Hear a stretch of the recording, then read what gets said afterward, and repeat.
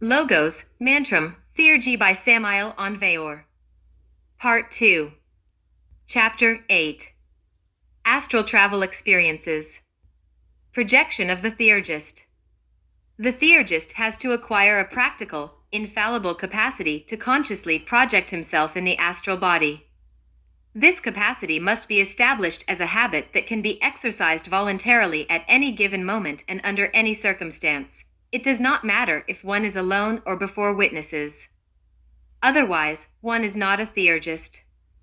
Now, the disciples will learn numerous clues in order to acquire this admirable and precious capacity. First clue.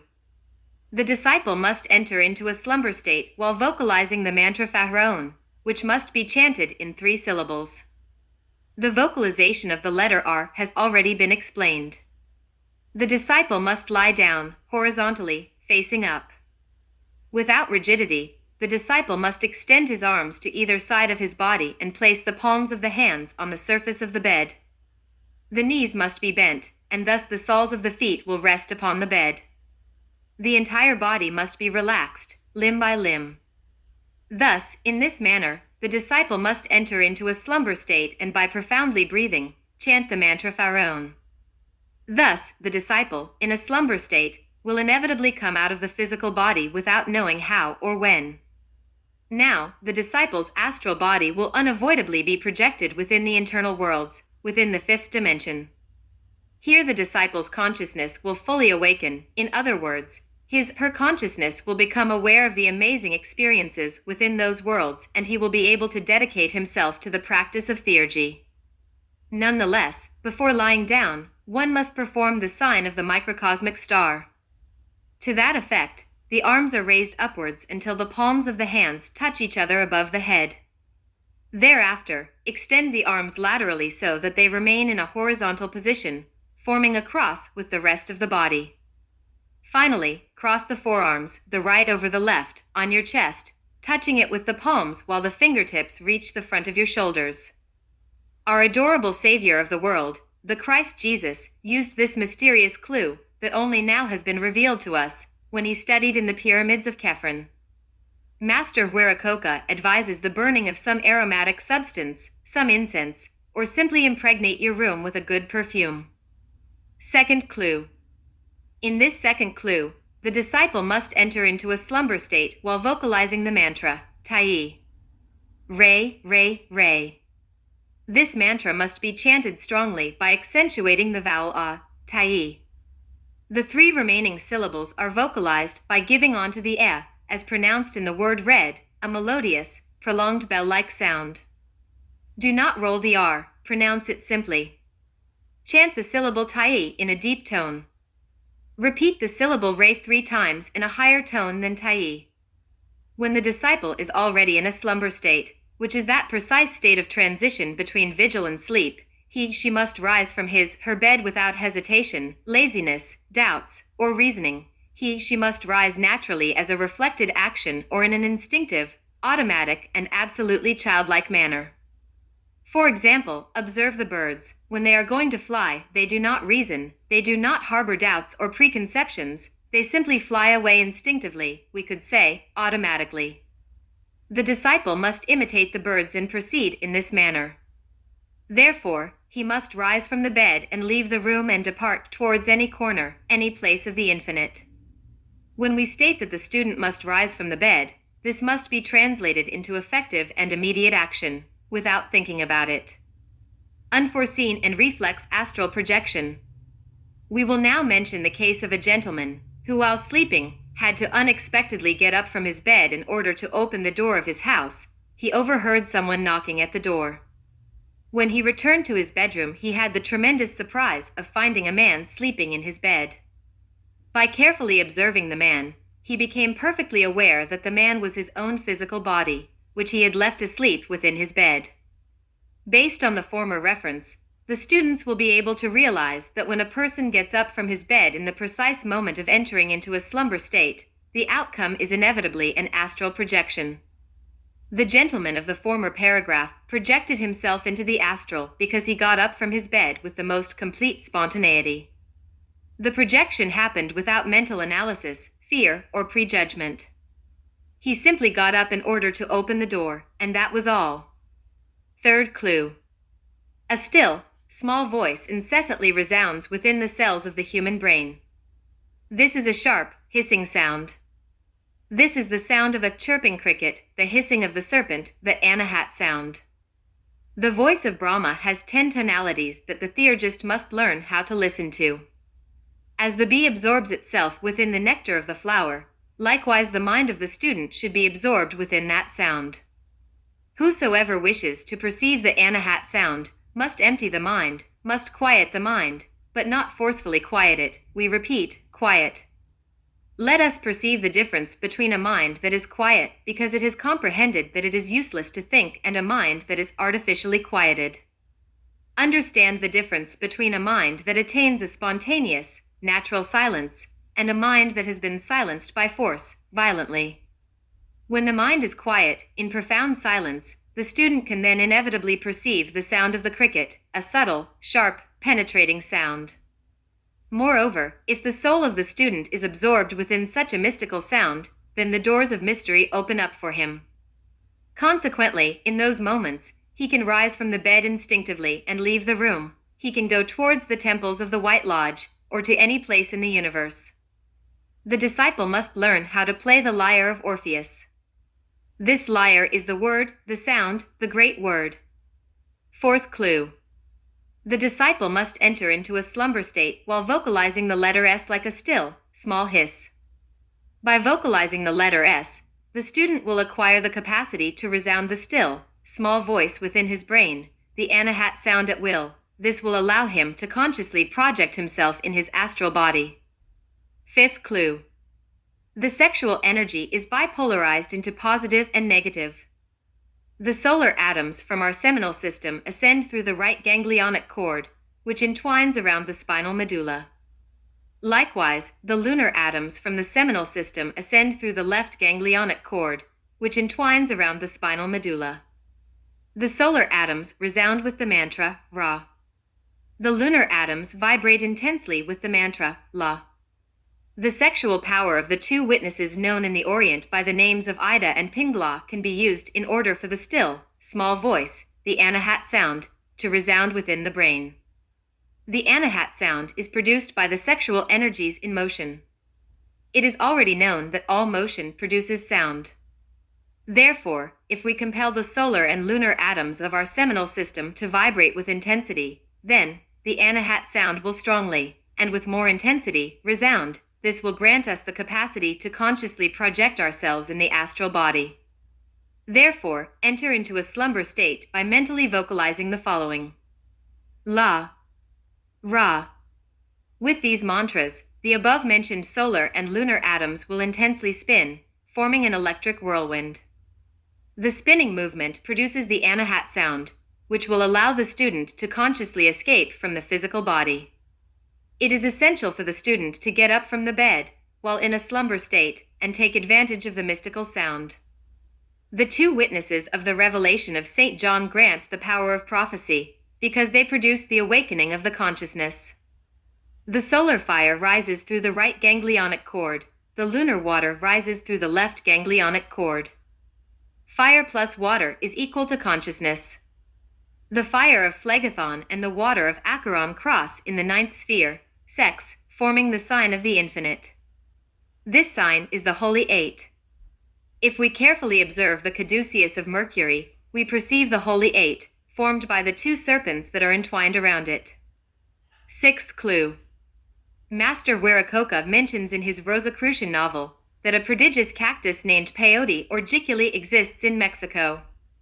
He states that this cactus has the power of awakening clairvoyance instantaneously to whosoever masticates it. The peyote allows the conscious projection of the astral body. This is a sacred plant of the Grand White Lodge. Unfortunately, in the capital of the Mexican Republic, it is absolutely impossible to find the authentic peyote. It can only be found in San Luis Potosí or among the Tarahuamara Indians of La Sierra in Chihuahua. The masters of the Temple of Chapultepec use this cactus for their instant and urgent astral journeys. All they need is to chew it. Editor's note: The following is from Aztec, Christic Magic, by the same author. The Aztec masters utilized the peyote, in order to teach the neophytes to travel in their astral bodies. However, we do not recommend the use of this marvelous cactus, which makes the astral body separate itself from the physical body and preserves the lucidity of consciousness while acting in the astral world. Indeed, what we recommend is practice, much practice, and soon you will act and travel within the astral body. Seventh clue. Guardian angels. Every disciple is assisted by a guru, a guardian angel. Invoke the help of the master or guardian angel before starting the practice of astral projection. Pray, beforehand, to your inner God so that he may call the guru in the sacred language. Undoubtedly, it is viable to that master to take the disciple consciously out in the astral body. The students that have totally ruined their faculties due to bad habits and customs which they had in past reincarnations are not few in number. This is why they now suffer the unutterable, since in spite of knowing all the Gnostic clues, they do not achieve the conscious projection in the astral body.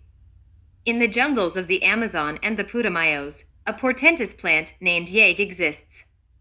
The Piachis, curanderos, of the tribes take an infusion of that plant mixed with guarumo and thus project themselves into the astral. They take this infusion daily for a certain period of time, thus this is how they acquire the faculty of astralizing themselves. After a while they do not need to drink it anymore, since they no longer need it, because this faculty is endowed permanently within them. Editor's note, however, we do not recommend that Gnostic students, who do not have the faculty of consciously projecting into the astral, drink that infusion. What we do recommend is practice, much practice, and soon they will instantaneously attain conscious astral projection. Special clue of discernment. During the hours of sleep, every human being moves in the astral plane, floating out of the physical body. Even so, unfortunately, during the hours of sleep, within the internal worlds human beings wander about with their consciousness absolutely asleep. Generally, they just perform the same daily routine of their life. However, if their consciousness was awakened, instead of dedicating themselves to those nocturnal tasks, they would have the opportunity to contemplate all the marvels of the superior worlds with their astral eyes. Thus, they would dedicate themselves to study the great mysteries of life and death. Therefore, here we reveal a clue to awaken astral consciousness within the superior worlds, precisely during the time of normal sleep. Exercise. At any given moment during the vigil state, during the hustle and bustle of daily life, it is necessary to become accustomed to the exercise of discernment. For example, when a student gazes at the purple color of a beautiful sunset, the most logical question that he should ask himself is, am I in the astral body? Am I now wandering about out of the physical body? There, immediately after those questions, the student must execute a small jump, an upward leap, with the intention of floating. Evidently, if he manages to float, it is because he is performing the jump in the astral body. His physical body, except all of its vital faculties, was left in his bed sleeping, inactive. Gnostic disciples must remember and grasp the fact that during sleep, the soul sees things in the astral world exactly as those that exist in the physical world. Thus, this is why everybody during their normal sleep firmly believes that they are acting in the physical body. Notwithstanding, the law of levitation reigns in the internal worlds, while in the physical world the law of gravity reigns. Consequently, the execution of a small jump solves the question. If one floats, it is because one is in the astral, thus, the consciousness awakens. Therefore, every detail, everything that piques our curiosity, every beautiful landscape of nature, must be worthy of discernment. The student must ask the aforementioned questions and thereafter execute the jump. The following is an illustrative example of the events of daily life. Our friend John, mentioned here many times before, used to do this exercise during his daily life, at every moment, before any detail that piqued his attention or curiosity. One night John visited some friends, who welcomed him with great affection. Thus, contented, seated among them, he was enjoying the conversation. However, since John was habituated, before any important detail, to ask to himself the aforementioned questions, logically, such a meeting of friends was reason enough in order to question himself. Am I in the astral body? Am I now wandering about out of the physical body? Immediately, he looked around him, and evidently everything showed that he was in the physical body.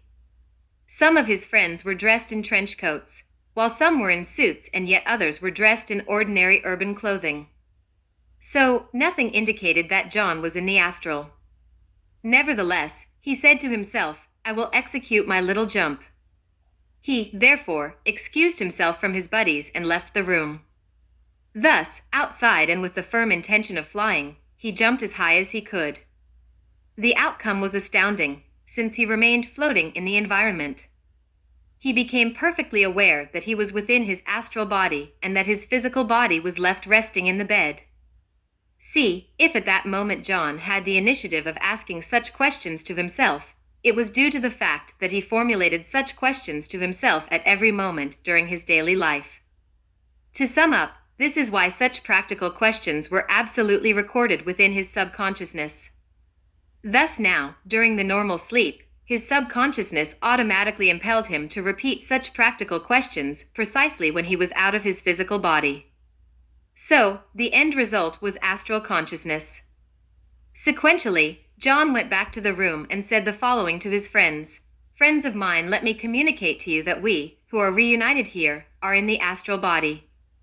The fact is that you, friends, went to sleep a few hours ago, and right now, your physical bodies are in their beds. Yet, here, all of us are in the astral plane. All my friends touched and looked at each other and said, that is impossible. We are in the physical body, in flesh and bones. They ended up laughing at John. They laughed like madmen. Therefore, when John saw the naivete of his friends, or rather, that they were with their consciousness asleep, he withdrew from the room. While floating in his astral body, he thought to fly towards San Francisco, California. He wanted to visit a certain temple, which an initiate founded there, and so he went. An unconscious disincarnated person. Once on his way, flying in his astral body, John glimpsed a man down below, who was traveling by foot. The man was a cargo man, who was carrying a huge load on his back. Such a load was very heavy. When John observed him closely, he could perceive that this person was deceased. He had physically died a short time ago. Yet, now, within his astral body, he restlessly walked along that road, convinced that he was within his physical body.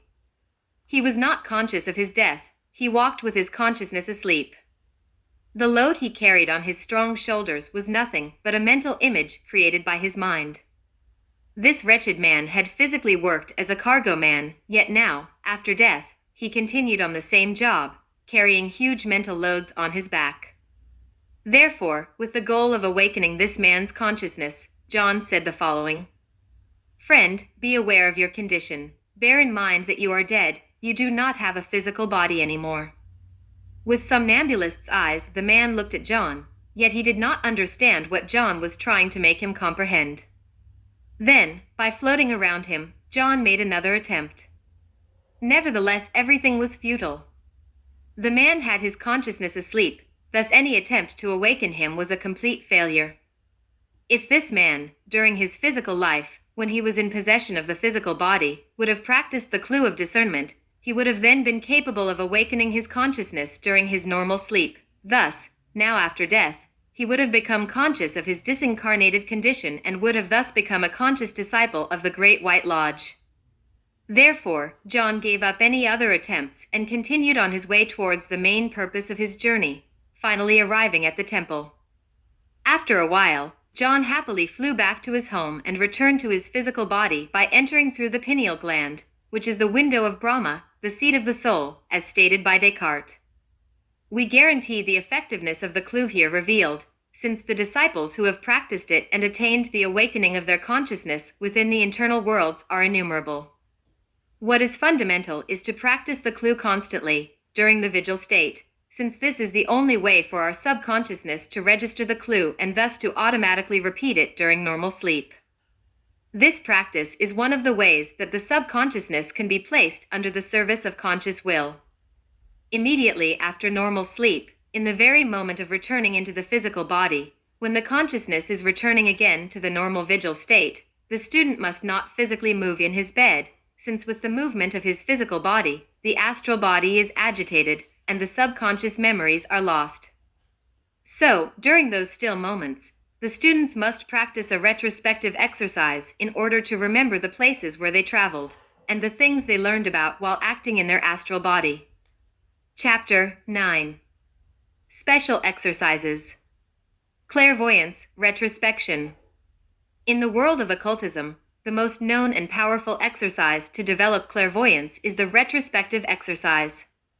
The disciple begins this exercise as follows. By absorbing himself into a profound internal meditation, he tries to remember in detail the last incidents that happened during that day of his life. Then he will penetrate within the memories of the previous day, thereafter into the memories of the day before, and so forth and so on, successively.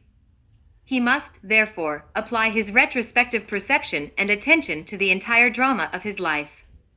Through the retrospective exercise, he will recollect the memories of the last 15 days, then, from the previous month, then, from the month before last, subsequently, the previous year, then, the year before that, etc., as when one is reviewing the contents of a book, from the last page to the first, without skipping any of the pages in between. The retrospective exercise becomes very difficult when one tries to gain access into the memories of the first 7 years of childhood. However, we must acknowledge that all incidents, all representations from that period of our childhood are stored within the storage of our subconsciousness.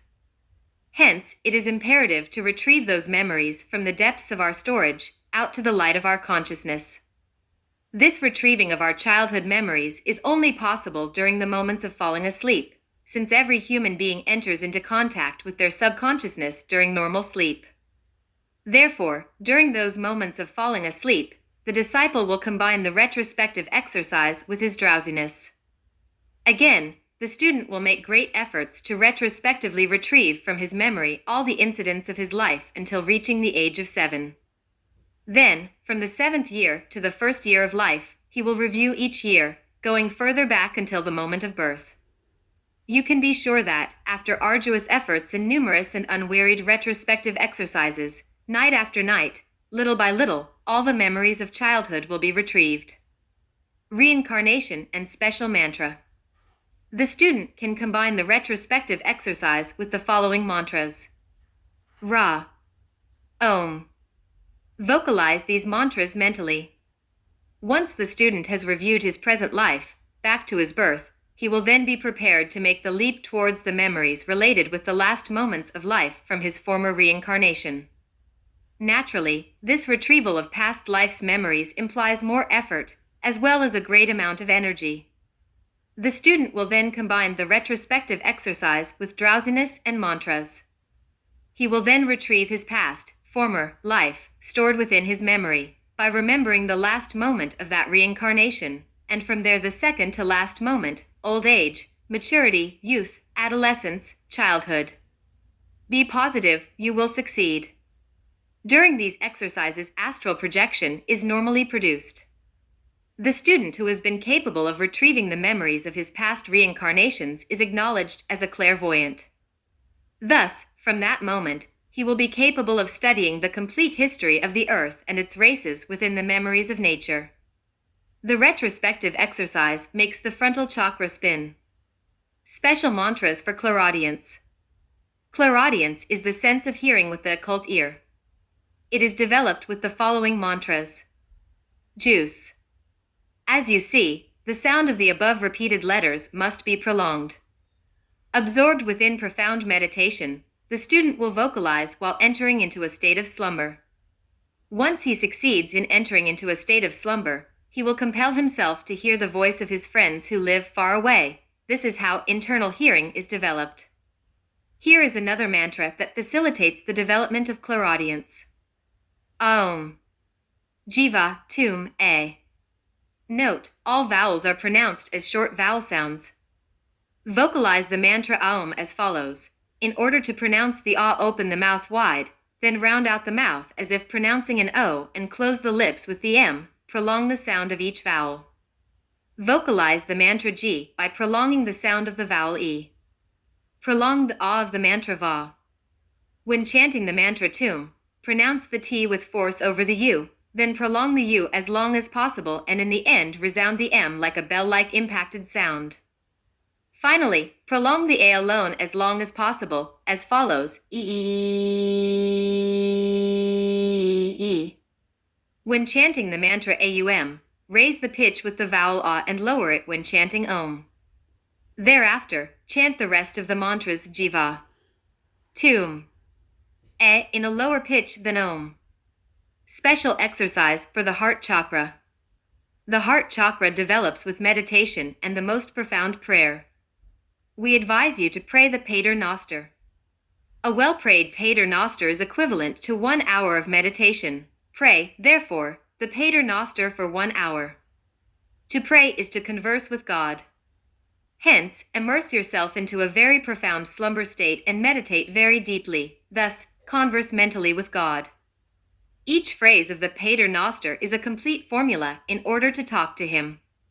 So, while in a slumber state, meditate on the contents of each phrase. This is how the Father, who is in secret, can be seen and heard. This is how the heart chakra awakens. Pater Noster. Our Father, who art in heaven, hallowed be thy name. Thy kingdom come. Thy will be done on earth, as it is in heaven. Give us this day our daily bread. And forgive us our trespasses, as we forgive those who trespass against us. And lead us not into temptation, but deliver us from evil. For thine is the kingdom, the power, and the glory forever. Amen. Special exercise for the solar plexus. Remember that the solar plexus is the center of telepathy. Seated in a comfortable chair, the disciple will face the east.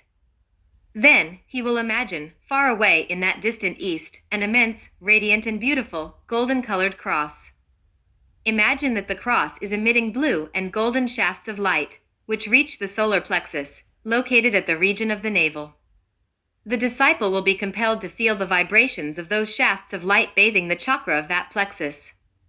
Simultaneously, chant the mantra, which is the vowel U. This vowel must be prolonged for as long as possible, in a semi-deep pitch. Practice this exercise for half an hour daily. Thus, telepathy will be developed. When the chakra of the solar plexus is developed, it saturates the frontal chakra with splendor and fire. This is how the clairvoyant chakra perceives all of the luminous colors of the person's aura as well as the shapes of all thoughts that float with their glowing colors within the superior worlds. Special exercise for the internal worlds. The following exercise grants the ability to perceive that which exists within the internal worlds, within any plane, physical, astral, mental, etc. When the student needs to clairvoyantly perceive something urgently, he will immerse himself into profound, internal mediation while vocalizing the mantra, Prayoa. Vocalize it by prolonging the sound of each vowel. It is necessary for the esotericist students to learn how to profoundly concentrate. Profound concentration, perfect meditation, and supreme adoration are the 3 steps of initiation. Concentration, meditation, adoration, and mantras convert us into authentic theurgists. Concentration, meditation, and supreme adoration lead us to the experience of samadhi. We must know how to concentrate. We must know how to meditate. We must know how to vocalize the mantras, and we must know how to adore.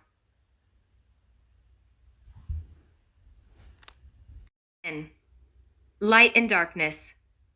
Esoteric antithesis. There are 2 lodges that mutually combat each other, the white and the black, light and darkness. There, where the light shines, most limpid and intense, likewise the pitch-black darkness coincides with it. Thus, the double of every angel of light is an angel of darkness.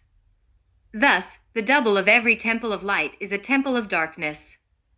We have already explained the mystery of the twin souls in our Esoteric Treatise of Theurgy. It is stated that the great initiate Siddhartha Gautama, Shakyamuni Buddha, had a brother and rival named Devadatta, who, according to Buddhists, represents the king of hell. Every person has a human double incarnated within them. This double is exactly alike in physiognomy, attitudes, manners, in certain capacities, etc. Note that this double is not a reference to the ethereal double or the astral double. This double is different. It is another type of personality. It is the antithetic twin soul. Such a soul is the double. This double possesses the same physical features. It is the exact antithesis of the person. Likewise, the White Lodge has an antithesis, the Black Lodge. The black magicians of the Black Lodge struggle to swerve initiates off the path. This is why it is necessary, urgent, that the devotees defend themselves from the attacks of the tenebrous ones. Thus, it is urgent to learn how to do so. Diverse methods of attack by the tenebrous ones. The tenebrous ones have, at their disposal, infinite resources in order to attack people in different ways. 1. During dreams. 2. During the vigil state. 3. By means of works of black magic. 4. By means of psychic obsessions. 5. By means of enmities. 6. By means of organic illnesses. 7. By means of vices. 8. By means of certain aspects of culture. 9. By means of false prophets. 10. By means of the intervention of inferior elementaries. Oniric seduction by black magicians. Those who tread the path are often erotically attacked by the tenebrous ones, usually at night, while their bodies repose during their normal sleep. Temples of black magic exist in the internal worlds, thus, naturally, their tenebrous members send certain very beautiful and seductive black sorceresses to male students, with the sole purpose of making them fall sexually. They know that if the student spills the seminal liquid, the kundalini descends and thus the weak and naive student loses power. Mantric chant. Therefore, it is necessary for the students to learn how to defend themselves from these tenebrous, nocturnal erotic attacks. To that effect, the angel Arak revealed a mantric chant to us, for personal defense against the tenebrous ones. Sing this mantric chant before going to sleep. Baileline. Baileline. Baileline. Amphora of salvation. I would like to be next to you. Materialism has no power close to me. Baileline. Baileline. Baileline. These mantras must be chanted by placing all our love and sentiment into them. This is how we defend ourselves from the tenebrous ones. Remember that in the dawning of life, the progenitors of the gods delightfully sang, and thus taught, the cosmic laws to the builders of the universe. We must chant these mantras with all of our soul. We must chant them with profound emotion. This is how we defend ourselves from the tenebrous ones.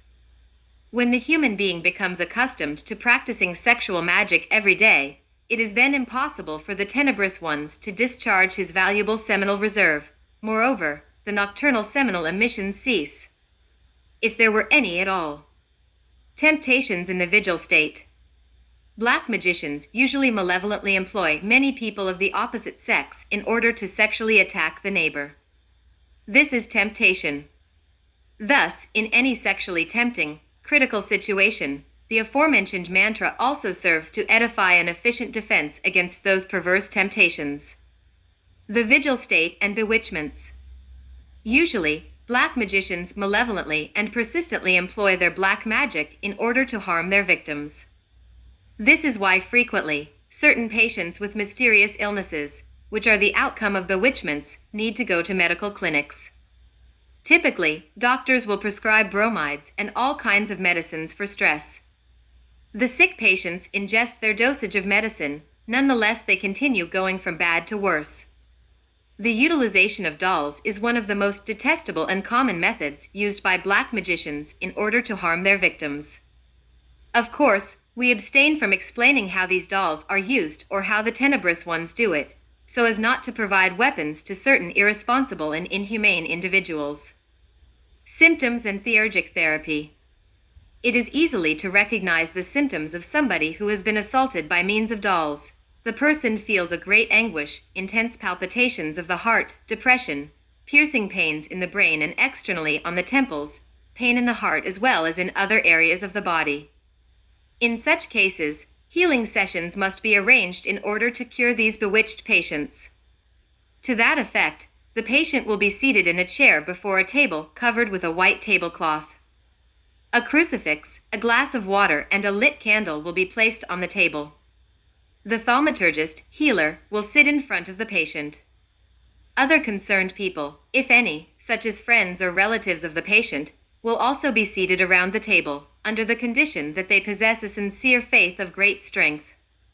Moreover, it is indispensable to place salt and alcohol on a plate. However, the salt must be previously prepared with the following exorcism. Exorcism of salt. Editor's note: here is the meaning in English. Let wisdom be in this salt, and keep our minds and our bodies from all corruption. Thus let the fantasies of matter depart from the salt by Chakmahel and by virtue of Ruach Chakmeal, so that it may become the salt of heaven on earth and earthly salt, rocky salt, so that the threshing ox may be fed and add to our hope the horns of our winged bull. Amen. Thereafter, when everything is properly arranged and set, the great masters of light must be invoked by reciting, in a loud voice, the invocation of Solomon.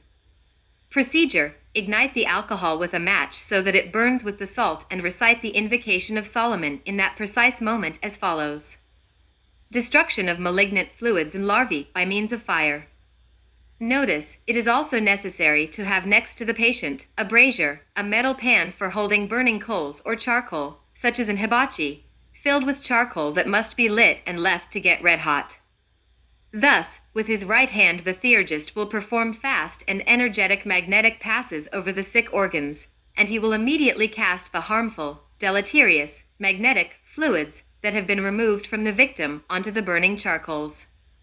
Once the ceremony has ended, the patient must drink the glass of water that was on the table, since the masters of the light have already placed their sacred medicine within that water. St. Thomas stated that the concoction of sage and rue plants must be drunk to ward off spells. We should also smudge ourselves with them. The procedure that we have revealed and taught here in order to heal the sick, who have been harmed by sorcery through dolls, can also be employed successfully to combat any type of bewitchment. Black elementals, bats. We must warn students that not only do sorcerers use dolls in order to make their victims ill, but also the elementals of some animals. This is why witches or sorcerers possess millions of methods and influences in order to impiously cause all kinds of harm to their victims. Unluckily, we met a black magician who sent vampires or bats to the homes of his hated victims with the intention of causing them fatal harm. Through his ominous works of black magic, by manipulating his armies of repugnant chiropters with malignant ability, this tenebrous man became wealthy. He nourished these innocent animals with plantain oils. Nonetheless, when these elementals resisted in obeying him, he then punished them by denying them any type of food. We will obviously not explain the procedures of that sorcerer, because we do not teach black magic. How to trap sorceresses by surprise. Obviously, there exist sorceresses as well as sorcerers. These women possess secrets, as those which we have revealed in this book, in order to submerge their physical bodies within the fourth dimension. This is how they immerse their physical bodies within the tenebrous regions of nature and travel to remote places in order to cause hideous damages to people. Nevertheless, it is easy to trap them. The method: on the floor, place a pair of scissors opened in the form of a cross, and scatter black mustard seed inside the room of the victim. This procedure will cause the witches to fall. An objective testimony. We knew the case of a lady who did not believe in witches. She had the same mental conditioning as numerous other people have. She was intellectualized with concepts acquired through conventional culture. Well then, the aforementioned woman visited a female cousin, who lived in the city. In the evening, the two women saw a blackish bird, which looked like a buzzard or a vulture. This bird was perched on a tree in the outdoor patio of the house, and from the tree the bird was mimicking the words that the two women were saying in their conversation and thereafter laughing at them. That night, the cousin, who comprehended what this bird of evil omen was, placed a pair of scissors on the floor in the form of a cross and scattered black mustard seed inside of her bedroom. The outcome was astounding. That evil omen bird, that was still perched on the tree in the outdoor patio, entered the bedroom of the house, flapped incessantly, and then fell down upon the scissors. Thereafter, before the shocking eyes of her cousin, the bird inevitably was transformed into a woman. The woman was completely naked. Thus, the angry and inflexible cousin lashed the witch horribly with a whip and thereafter threw her out naked into the street. After a while, some neighbors, feeling pity for the witch, gave her some clothes to cover up her body. This is a factual historical case. Maculae produced through bewitchments. The wretched and suffering victims of bewitchments have their skin covered with huge black spots. Generally, the doctors of medicine do not ever manage to discover and understand the origin of these mysteriously colored maculae on the skin. Nevertheless, these spots on the skin can also be healed, made to disappear, by means of the former liturgical ritual that was taught in this chapter. Nonetheless, we must warn that a single healing session is not enough in order to succeed. Any illness produced by bewitchment can be healed in exactly 6 months with constant, tenacious, and persistent daily work. When it is suspected that the victim has ingested some malignant substance, then 1 spoonful of olive oil must be drunk daily on an empty stomach. 1 hour later, after drinking the olive oil, the person must drink the concoction of epizote macho, which is also called yerba santa or pico, St. Ignatius fava bean, and yellow water. However, in very serious and desperate cases, the patient will be purged by consuming St. Ignatius fava bean, which is a very drastic almond, on an empty stomach. St. Ignatius fava bean will make the victims of the black magicians vomit the malignant substances from their stomach. Likewise, in these cases, a cleansing of the stomach can be performed with what is called yellow water. This water is prepared in the following manner. Fill a 1-liter yellow-colored bottle, or various bottles of the same yellow color, with water. Mix 1 gram of yellow vegetable aniline, food dye, in the water of each bottle. The aniline is the one utilized to dye candies or in the baking industry to make bread appear yellow. Do not ever use a mineral aniline or colorant. Close the bottles and place them under the rays of the sun for 2 hours. Thereafter, every hour, give the patient, who has been harmed with malignant substances, a glassful of this yellow water to drink. Continue the treatment constantly for as long as necessary. Funerary substances. There are patients who have been harmed without any scruples, without even the most basic scruples. They were harmed with funerary substances or with other types of suspicious substances, yet not less repugnant. Likewise, these cases can be healed with the yellow water. The person that became sick because of the ingestion of funerary substances presents the following symptoms: a cadaverous color. If he is average, not too fat nor too thin, he becomes spectral, extremely skeletal, and feeble, to the point that his bones are easily exposed. Moreover, he feels a constantly moving, turning ball inside of his stomach. A patient like this can be healed with the rite already described in this chapter, and with yellow water. Children who have been perversely harmed with funerary substances also exist. However, in some of these cases, the people who have caused the harm did it unintentionally and unconsciously. For example, we know of the case of a girl who was about 2 years old, whose physical appearance was exactly like that of a specter.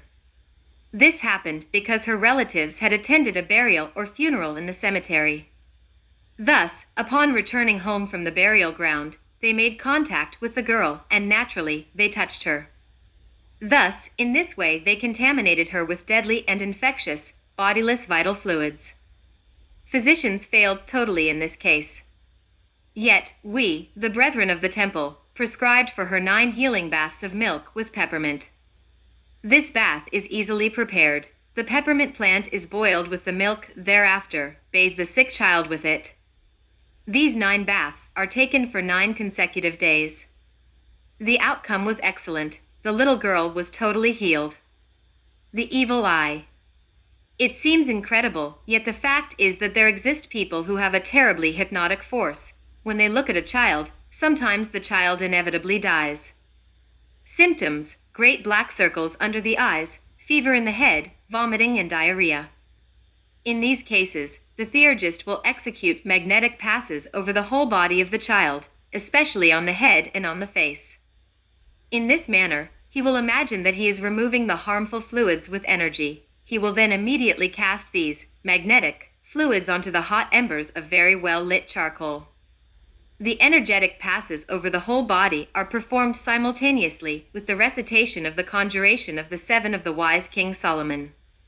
In most cases, thousands of children die in the cities due to this inflicted harm. The physicians who give the children death certificates usually affirm that these children have died because of an intestinal infection. A great number of children could be saved in the cities if their parents would utilize healing methods that can cure them. The parents should not worry about people's open criticism. The evil eye can be prevented by adorning the children with small gold rings placed on their small fingers or by making bracelets of genuine coral for them to wear. The jet mineral can also be used. Magical circle. The magical circle is utilized as a defense against the attacks of the tenebrous ones. This circle must not be completely closed, since this drawn circle must be interrupted by the seal of Solomon. This seal is integrated by the two antagonistic ternaries, the ternary of the light and the ternary of the darkness. The first is the internal Christ of every human being, the resplendent dragon of wisdom, Father, Son, and Holy Spirit. The second is the three-headed black dragon, the psychological eye, which is composed of the three traitors that assassinated Hiram Abiff, who in turn is the master, the superior ternary of the human being, his inner God. The black dragon is triune. It controls the astral, mental, and causal bodies. This is the Medusa whose head is lodged with poisonous serpents. Know well that every human being must decapitate Medusa with the flaming sword of Perseus. Therefore, the disciples who want to defend themselves against the attacks of black magic must habituate themselves to mentally trace the magical circle. The magical circle can be performed before falling into normal sleep or whenever it is necessary. Excerpt from Esoteric Medicine and Practical Magic. When you trace a magical circle around yourself, whether it be with your sword, or with your willpower and imagination united in vibrating harmony, or with both at the same time, you must pronounce the following mantras: Helion, Melion, Tetragrammaton. Chapter 11. White Magic and Black Magic. Obsessed and possessed. Black magicians can also make their victims become obsessed with fixed ideas. Likewise, numerous cases of being possessed exist within the Gospels. Generally, mediums of spiritualism become obsessed by larvae and by demons that populate the lower regions of the astral world. All these cases are cured by reciting the conjuration of the four in front of the manic person. Ritual. The conjuration of the seven of the King Solomon can also be recited. Its meaning is already explained in our book Esoteric Treatise of Theurgy. Moreover, perform smudges with sage and rue on the sick person. To that effect, the plants must be burned over lit, red-hot charcoals, and by following the procedures already described in the former chapter. The pentagram of Solomon must be traced on the floor of the threshold entrance of the door, just as it is shown in the following illustration. The superior angle of the star of 5 points will be directed towards the interior of the room. The two opposing angles must face the outside of the room. This must be traced on the floor with charcoal. Thereafter, the tenebrous ones will be commanded, in the name of Christ, by the power of Christ, by the majesty of Christ, to abandon the body of the victim. Enmities. Black magicians manipulate people in order to make them the enemies of other people. Thus, the enemies fueled by the Black Lodge attack the victims. Hence, if students do not know how to control themselves or restrain themselves or overcome themselves, they fail and withdraw from the path. Disciples must control enemies, dissolve enmities with the following clue. Lie down on the bed. Relax all the muscles of the body. Enter into a slumber state and concentrate on the heart of the enemy. Imagine the enemy's heart like a tabernacle that treasures infinite love. Then, mentally place your image, the image of the disciple, an image full of love, within the enemy's heart. Subsequently, the disciple must imagine that he is looking at the area between the enemy's eyebrows. Thereafter, the disciple must place his or her image, full of intense love, between the two eyebrows of the enemy, within the enemy's mind. In this exercise, it is necessary for the disciple to feel a true love for that enemy that hates him. Let us understand that this is not a matter of trying to pretend we love the enemy. For us, it is indispensable for the feeling of love to surge forth towards that individual, towards the enemy who hates us. However, if, despite all of this, the enemy persists in causing us harm, then we must work with the maguey. The elemental of the maguey, Agave americana. If the student lives in an urban setting, then he must travel to the outskirts of the city or to a hamlet and search for a maguey in the countryside. There, with a small stick, he will trace on the ground, from right to left, a circle around the maguey. The dimensions of the circle around the plant should be about 8 handspans. Afterwards, the student must bless the maguey and beg the elemental of the plant to depart to wherever the enemy, whose action the student is trying to counteract, is located, and to disintegrate the enemy's evil thoughts. Then, with a sharp knife, cut a piece of the leaf of the maguey. The piece of the cut leaf must be placed between the palms of the hands. Then, command the elemental of the maguey with imperative will to exert supreme obedience to us. The elemental must be commanded to immediately leave and be near the enemy and to stay close to him in order to disintegrate his evil thoughts. Simultaneously, the required mantras must be pronounced. The mantras that must be pronounced in the moments when practicing this entire ritual are as follows. Libid lenininas lenonon. Unto each letter of the mantra, provide a bell-like impact of resonance. The outcome will be astounding. This is how the elemental of the maguey will disintegrate the wicked self-willed thoughts and feelings of hate of the enemy. Thus, in the end, the enemy will become a friend. Understand that in these exercises, what is essential is to truly and with all our heart love those who declare themselves to be our enemy. Likewise, in urgent and grave cases, the disciples can defend themselves from their enemies with these other following mantras. Klim Krishnaya, Govindaya, Gopajana, Vallabhaya, Svaha. Vices and bad habits. Often, the tenebrous ones take advantage of people's tendency towards vices, use of liquors, drugs, the vice of fornication, etc. They do this in order to deviate them from the path and in order to inflict severe harm on them. Every disciple or master of the White Lodge must abstain from all of this. Regarding social gatherings, those initiates who have strong will sometimes politely allow themselves to sip or to taste up to 3 small quantities of liquor or up to 3 small quantities of beer. They never go beyond 3. If they do, they violate the law. Subliminal images and exploits of black magic are abundant within the atmosphere of theaters, since the Black Lodge has them under its control. For instance, spectators contemplate actors performing pornographic scenes or listen to words with double or malevolent meaning. These tenebrous elements of depraved enjoyment hurt the retina and the ear and even penetrate the mind. Then, in the mental plane, the psychological eye of every person intervenes by creating mental living effigies that become absolute replicas of the stage images, which captivated the retina and the ear of the spectator. These effigies are endowed with consciousness and become true mental demons which, during the hours of normal sleep, fornicate several times with the spectator's mind. Obviously, this causes nocturnal pollutions, wet dreams. Cinemas are worse because within them these depraved elements are more abundant due to the extremely noxious popularity that filmmakers have impressed on their movies. Disciples should abstain from going to movie theaters. Unfortunately, in this day and age, theaters and cinemas with their undercover corruption or evident practices of black magic are centers, because of their audacity towards perversion, that have been transformed into explicit and unmistakable temples of black magic, which are unhealthy to the mental state of people. Even worse conclusions or allegations, yet precise and woeful, can be aimed at nightclubs which have inflicted so much evil onto the morality of today's youth. Therefore, disciples should know how to defend themselves from the above-mentioned filthy temptations. Moreover, there are women who unknowingly accumulate great amounts of luciferic force. Often these women are not necessarily that beautiful, yet they fall under the service of the luciferic force. This is why naive male disciples become irresistibly tempted by them. The disciples fight against the temptation, yet the weak end up falling into these women's atmospheres and fail on their path by fatally submitting themselves to these temptations. Indeed, these women with their luciferic force hypnotize and attract the weak.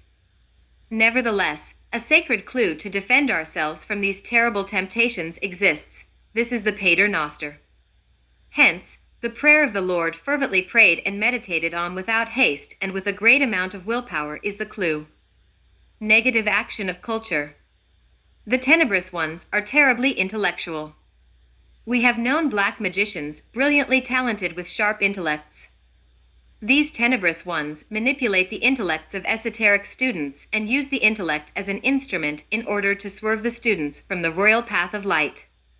These luciferic tenebrous ones, besides being extraordinarily intellectual, are also perverse fornicators. Many aspects of the present modern culture or militant culture reveal the intervention or influence of these intellectualizing tenebrous ones. Esoteric students must defend themselves from all of these unhealthy and dastardly intellectualisms, as any explorer of the paths of light or as any aspirant to the superior worlds would do, by listening to the voice of their own heart, by listening to the voice of their own zeal and of their own inner divinity, their inner God. False prophets. Any false prophet is a fornicator. Therefore, any prophet that advises the ejaculation of the seminal liquor is a false prophet who is under the commands of the tenebrous ones of the Black Lodge. Ye shall know them by their fruits. Matthew 7 verse 16. Intervention of elementaries. Elementaries often harm people, who then become their victims. Various types of elementaries exist, namely, Cabalists, Phantasmata, Incubi, Succubi, Dragons, Basilisk, Aspies, Leos, etc. Read The Elementals by Franz Hartmann. Women who masturbate engender incubi from their spilled seminal fluid. Likewise, men who masturbate engender succubi from their ejaculated semen. Incubi are masculine and the succubi are feminine. These elementaries incite their progenitors to repeat the perverted vice that gave them life. They live at the expense of the vital body of their progenitors. This is how incubi and succubi physically weaken their victims. Asafoetida smudges disintegrate the incubi and succubi. The asafoetida plant must be tossed onto lit, red-hot embers, and thereafter the smoke will cleanse the environment of larvae. Asafoetida smudges disintegrates them. We also recommend spreading sulfur inside the shoes since the ethereal vapors that rise from sulfur disintegrate these dangerous larvae. The phantasmata elementaries wander around at night and go to the beds of fornicators in order to fecundate their spilled seminal fluid, from which countless larvae of all types emerge. Sulfur and asafoetida finish off all these larvae. A great deal of larvae called dragon invades the bedrooms of prostitutes. This larva is fashioned by spilled seminal fluid, yet it is disintegrated with sulfur and asafoetida. So, elementaries make disciples fall into the abyss of temptation. This is why every disciple should use sulfur and asafoetida, because black magicians utilize all of these larvae in order to harm and swerve the devotees from the path. Chapter 12. The Flaming Forge of Vulcan. The Holy Eight.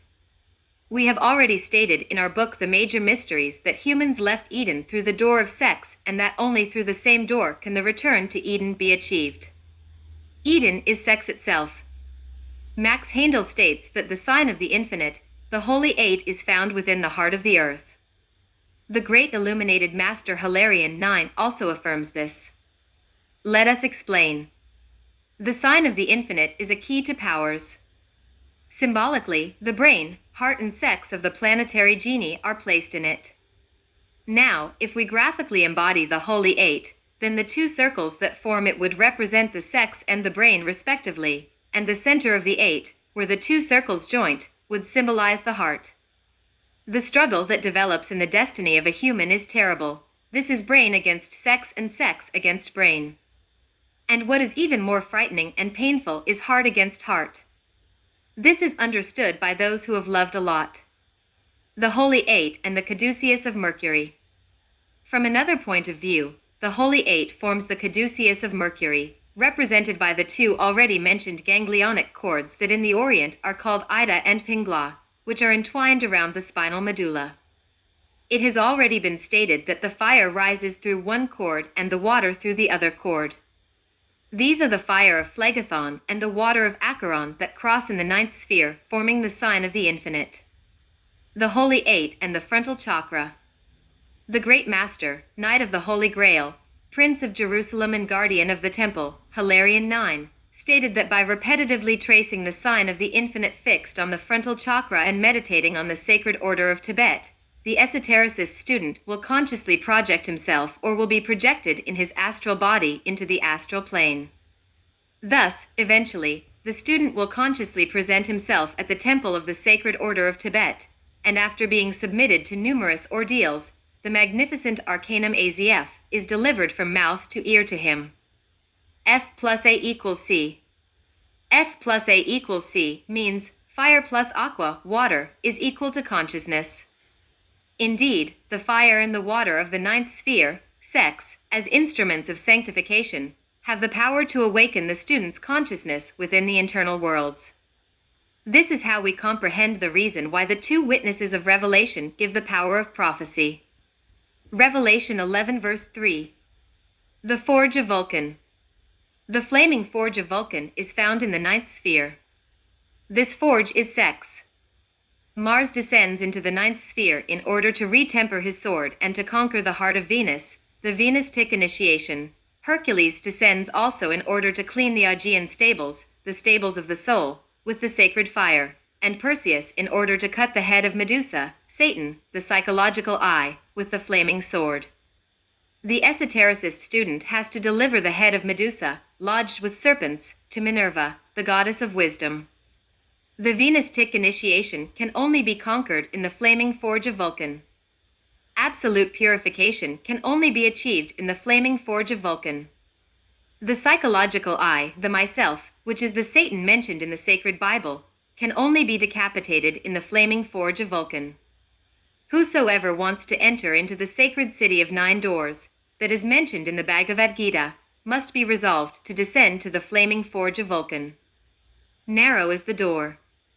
A great amount of esotericist students mistakenly affirm that there are numerous paths to attain the union with God.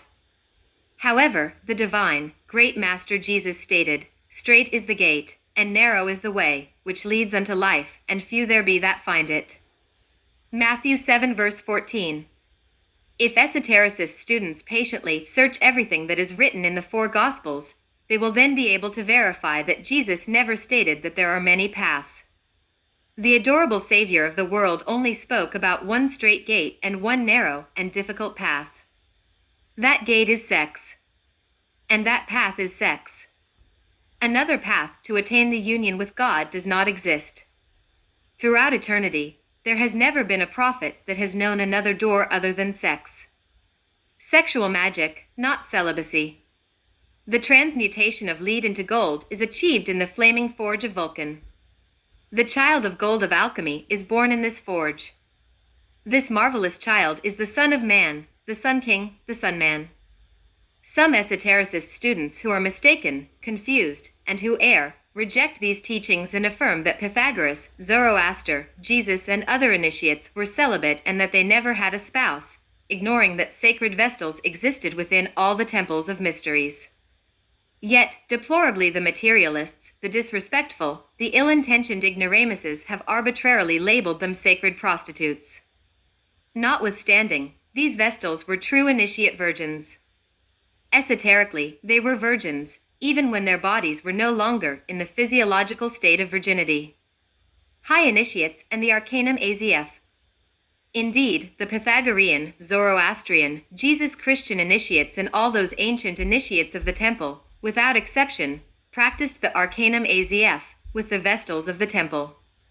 All of them had to descend into the flaming forge of Vulcan in order to cut off the head of Medusa with the flaming sword of Perseus. All of them descended into that flaming forge in order to clean the stables of their soul and thus obtain the incarnation of the Word in the sacred manger of the consciousness. Only in that flaming forge could those great initiates retemper their weapons and conquer the heart of Venus. The great work of the sun. Those who suppose that there are multiple paths in order to attain the union with God are totally ignoring that water and oil are necessary in the great work of the sun, half water, half oil. The golden oil which is emptied out through the 2 golden pipes from the 2 olive branches of the 2 olive trees upon the right and upon the left side of the candlestick of the temple is transmuted creative energy. Zechariah 4 verses 11 and 12. These olive trees, like 2 children of oil, are born in the sacred lake, in the lake of Gennesareth. The sacred lake of Gennesareth symbolizes the seminal vesicles where the pure water, fluid, of life is contained. Whosoever drinks from this pure water of life shall never thirst. Nevertheless, strait is the gate and narrow is the way that leads to light. This is why I tell you, strive, brethren of my soul, to enter into the strait and difficult gate, because, truly I say unto you, many will seek to enter in, and shall not be able.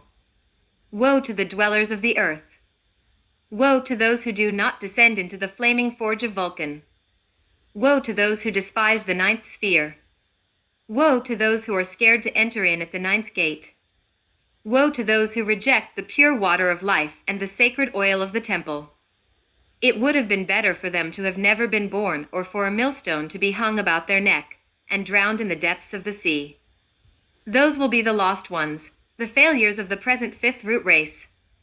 The vestals of the temple had a marvelous priestesshood preparation. Upon them rests the principle which states that the Word is always the child of immaculate conceptions. The Word is always the child of divine virgins. The maximum ordeal. The descent into the 9th sphere was, in ancient mysteries, the highest trial in order to acquire the supreme dignity of the Hierophant. Buddha, Hermes, Rama, Zoroaster, Krishna, Jesus, and Moses had to descend into the 9th sphere in order to work with fire and water, origin of worlds, beasts, humans, and gods. Every authentic white initiation begins here, in the 9th sphere, sex. The human being, in his fetal state, remains for 9 months within the maternal womb. Humanity was also within the maternal womb of nature, namely, Re, Cybele, Isis, etc., for 9 ages. Now we comprehend why we call sex the region of the 9th sphere.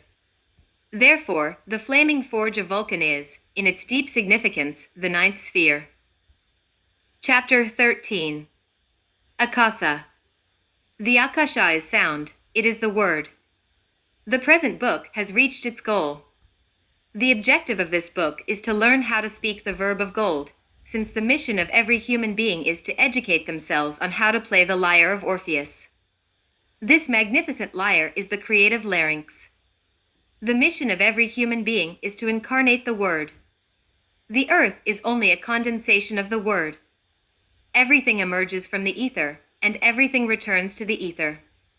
Beyond the ether is the Akasha, this blue, spiritual, and profound, divine essence fills and penetrates the entire infinite space. The ether turns out to be only the condensation of the pure Akasha. The Hindu Puranas are correct when affirming that sound is an attribute of Akasha. Indeed, sound blares from within the logos. Thus, the Akasha becomes the fundamental agent of every theurgic operation. The Akasha is the anima mundi, it is the same as the Kundalini. One of the responsibilities of life is to awake in us, by means of sexual magic, that anima mundi, that Kundalini, which is a coiled-up serpent. Only by its awakening can the great verb of gold be heard. All existences spring forth from the Akasha. The Akasavani is the voice from the sky, it is the word that blares from the logos. The word of the logos becomes concrete by means of Akasha. The Akasha and the Tattvas. The Vayupranas are the sounding waves of pure Akasha. Thus, when Akasha condenses into ether, these Vayupranas are transformed into Tejas, fire, Vayu, air, Apas, water, and Prithvi, earth. These are the Tattvas that Rama Prasad thoroughly studied. The igneous ether vibrates within every flame, the gaseous ether vibrates within the air, the liquid ether vibrates within the water, and the petrous ether vibrates within the earth. These are the Tattvas. The substrates of all of these Tattvas are the Vayupranas, the sounding waves, the verb, the great word. Prior to the condensation of our planetary globe with its 4 elements, fire, air, water, and earth, the planetary globe existed in an ethereal state with all of its elements. When these ethereal Tattvas condense, the ethereal elements are then transformed into physico-chemical elements. Indeed, akasha is the condensation of sound. This akasha tattva is the spiritual substance that emanates from anupadika. This word means without parents, the one existing by itself. The radical element of matter is found above akasha. Beyond anupadika is adi, and beyond adi is the Ein Sof, the super-divine atom of the human being. The mantra Inviya. The creative logos expresses itself as the word, as sound. A language of gold exists, humans should utter this language. Before humans were exiled from the jinn paradises, only the verb of gold was spoken. This great universal language has perfect grammar. When the great hierophants of ancient Egypt wanted to visit the Garden of Delights, they grasped with their right hand a legume which is commonly known by the name deer's eye. They then submerged themselves into profound meditation while pronouncing the mantra Inviya. This mantra works as an invocation. When vocalizing it, the elemental of this legume arrives under the irresistible influence of the chanted mantra. The elemental of this legume has the power of placing the body in the jinn state. When those hierophants felt that their body began to inflate or swell from the feet up, they then comprehended that their body had acquired the jinn state. Then, filled with faith, they rose from their beds, and were definitely submerged within the Garden of Delights. Thus, this is how they traveled to different places of the earth. Whosoever wants to put into practice the process disclosed above, then, get into a slumber state while meditating on the elemental of the legume deer's eye. We inform the esotericist students that a great jinn master exists whose name is Ogwara. This master invariably attends the call of those who invoke him. He helps them to submerge their physical body within the fourth dimension. Jinn state universal language. In jinn paradises, one employs the great universal language of life in order to speak. For example, if one wants to say, "I am here fulfilling my mission with great sacrifice," then the former phrase would be uttered by pronouncing the following mantras of the great language of light. Lutner Masliam Iadun. If one wants to utter, "I will be here with you for a little while longer," in the language of gold this phrase would be uttered with the following words. Masliam Urim Saido. These are a few phrases of the universal language, which all the inhabitants of Eden speak. This is the language which the divine humanity uttered in times of yore, until the moment when it was cast out from the Garden of Delights. Another example, the Passion of our Lord Jesus Christ, would be described with the following words. Tiana Panna. Our Gnostic sanctuaries, in the language of gold, would be named with the following words. Lumicalesque Gnostico. Regarding spiritual development, the initiates who walk on the fourth path, the world of the mind, must be aware that the password which will allow them to enter into the temples of the mental plane is Adacrypto. The cardinal numbers 1, 2, 3 are named with the following words, Eba, Doba, Dusna. The entire priesthood of Theurgy is based on these three principles from the resplendent dragon of wisdom. Immodest action. The clue of all powers and the key of all the empires has been delivered in this book. In it has been demonstrated that the akasha is sound, that the kundalini is akasha, that the kundalini is sound, that in order to speak the language of gold the awakening of the kundalini is necessary, because the kundalini is the concretion of the word in each human being. Therefore, since the kundalini is sexual, only through sexual magic can the awakening of the kundalini be performed, in order to speak the language of the light. In the sacred language of the light, immodest action is uttered with the following words. Gol Golatero. So, esotericist disciples must abstain from all immodest action. They must work with the Arcanum AZF, sexual magic, at their home only with their priestess spouse. Those who practice the Arcanum AZF with different women violate the law, they are immodest, they are adulterers. It is better to be humble, pure, chaste, and simple. Besides, it is worth more to love our worst enemies, to kiss the feet of those who hate us, to kiss the hand that slaps us, to caress the whip that lashes our flesh.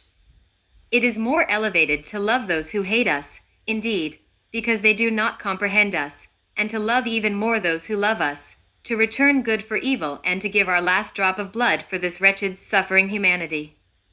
As well, it is better to learn the language of light, which is recommended in this book, and likewise the language of power, which are the mantras that are written within it.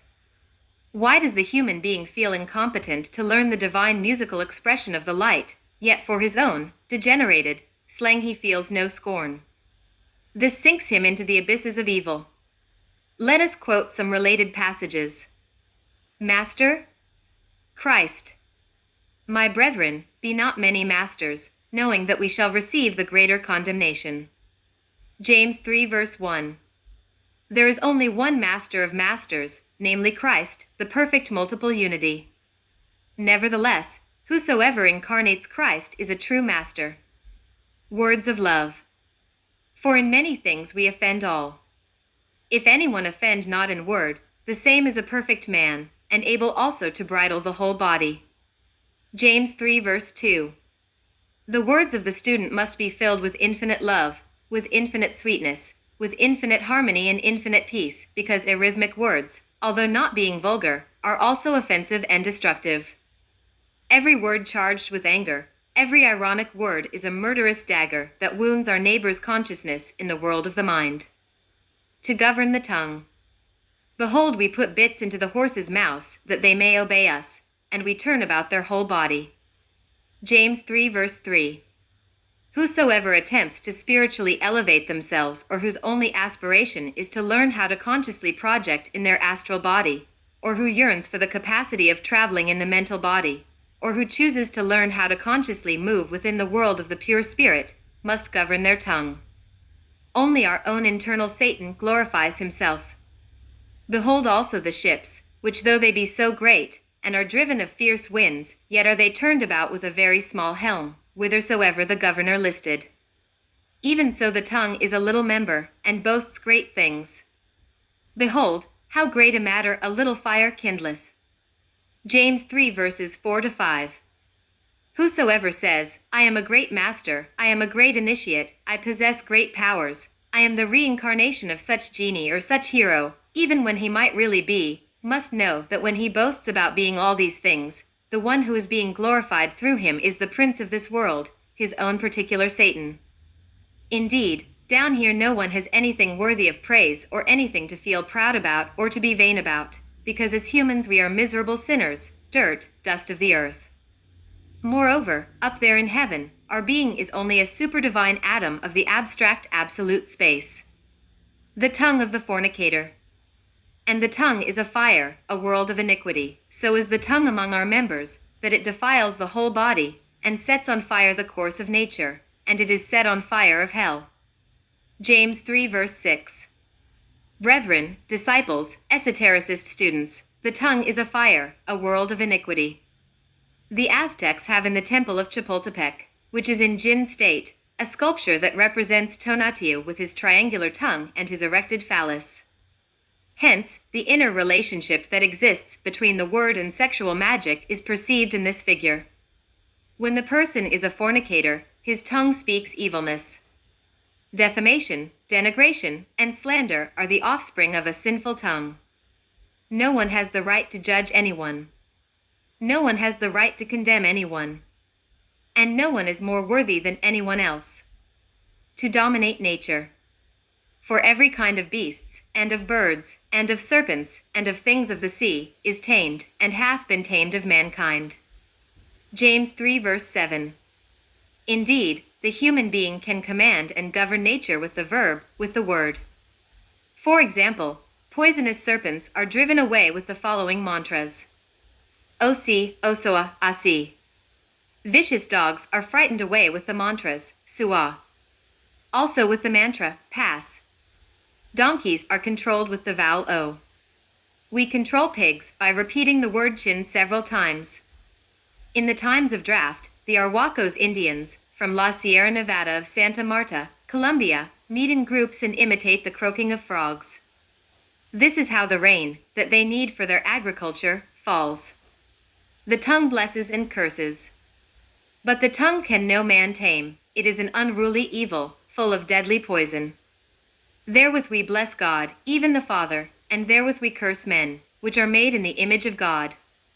Out of the same mouth proceeds blessing and cursing. My brethren, these things ought not so to be.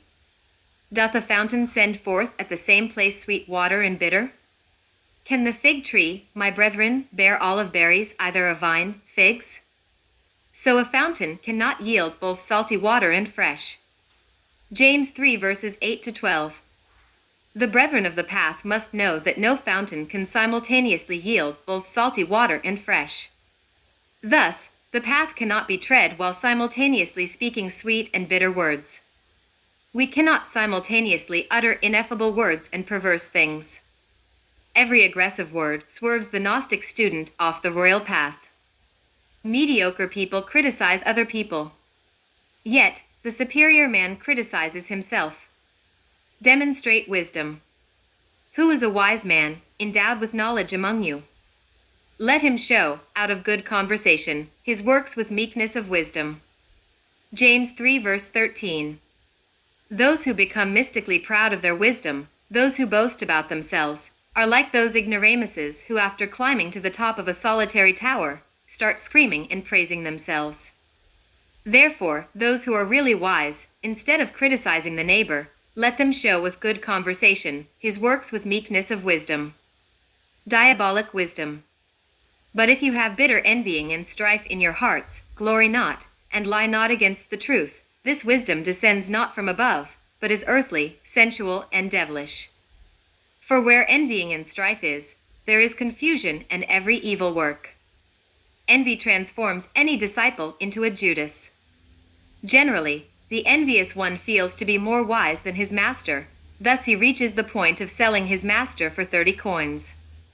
But the wisdom that is from above is first pure, then peaceable, gentle, and easy to be entreated, full of mercy and good fruits, without partiality, and without hypocrisy.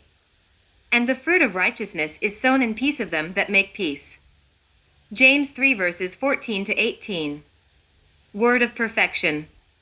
The perfect gentleman speaks words of perfection. Thus, any Gnostic student who wishes to tread the path must get accustomed to how to control his language. The student must be charitable with the pious handling of the word. For example, whosoever criticizes the religion or the school or the sect of the neighbor is not charitable with the word. Indeed, he becomes cruel and merciless. Hear and understand, not that which goes into the mouth defile a man, but that which cometh out of the mouth, this defile a man. For out of the heart proceed evil thoughts, murders, adulteries, fornications, thefts, false witness, and blasphemies. These are the things which defile a man. Matthew 15 verses 10 and 11, 19, 20. All religions are like precious pearls strung on the golden thread of divinity. Nonetheless, avoid all types of fanaticism because with it we cause great harm to mankind, our neighbor. We not only hurt others with rude words or with delicate or artistic ironies, but also with the tone of our voice, with an arrhythmic and disharmonious accent. Final word. We have reached the conclusion of this book. Hoping that everyone who reads this book, not only the esotericist students, will resolve to enter at the narrow, straight and difficult door that leads to light. This door is sex. May Gnostic students remember all of the concepts of this book. May they remember that the Akasha is sexual and that the Kundalini is precisely the same Akasha. May they remember that the Akasha is the goddess Kundalini, the mother goddess of the world. Indeed, the blessed and adorable mother of the world is the sacred serpent Kundalini. This adorable serpent is enclosed within the Muladhara chakra. This chakra is located at the base of the spinal medulla. This magnetic center is sexual as shown by the evident place where it is located. It is astounding to realize that the Muladhara chakra is located between the place where the genital organs and the anus begin. This chakra is exactly below the Khanda and in the place where Ida, Pingala, and Sushumna join. All of the former data indicates the sexuality of Akasha. Whosoever wants to utter the language of the light needs to awaken the Kundalini because the Kundalini is exactly and indubitably the concretion, or better said, the basic element of sound. As Sivananda stated, the Muladhara chakra is located 2 fingers above the anus and approximately 2 fingers below the genitals. Thus, 4 fingers wide measures the space where the Muladhara chakra is located. When the Kundalini awakens, it enters within the spinal medulla and develops throughout the length of the medullary canal. This is how the Kundalini places into activity all the 7 chakras of the spinal medulla. This is how the powers over earthquakes, the waters, fire, and air are attained. When the Kundalini reaches the larynx, then the capacity to utter in the language of the light is acquired.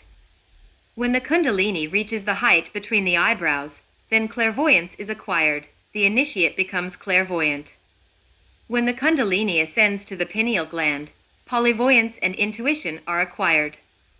When the sacred, pure Akashic serpent Kundalini reaches the magnetic field of the root of the nose, where the atom of the Father is located, then the first initiation of major mysteries of the Great White Lodge is granted.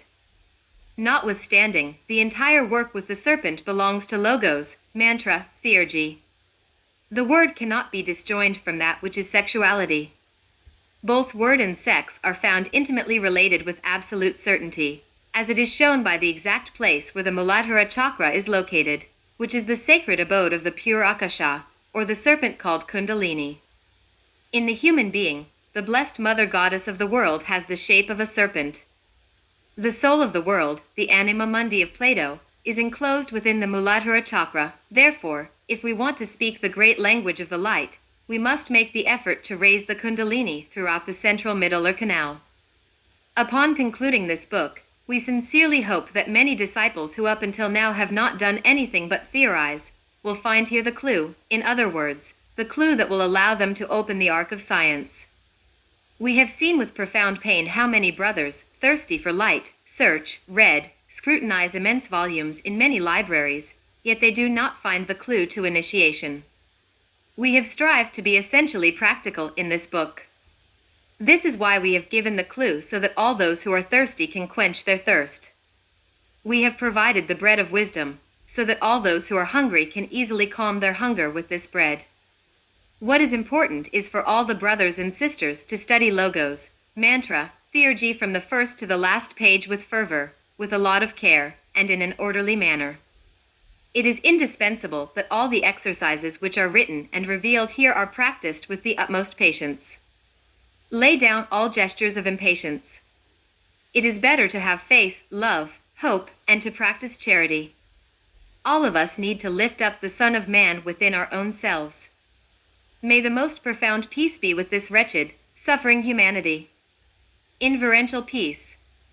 Toluca, Mexico, March 7, 1959. Samael Aun Weor.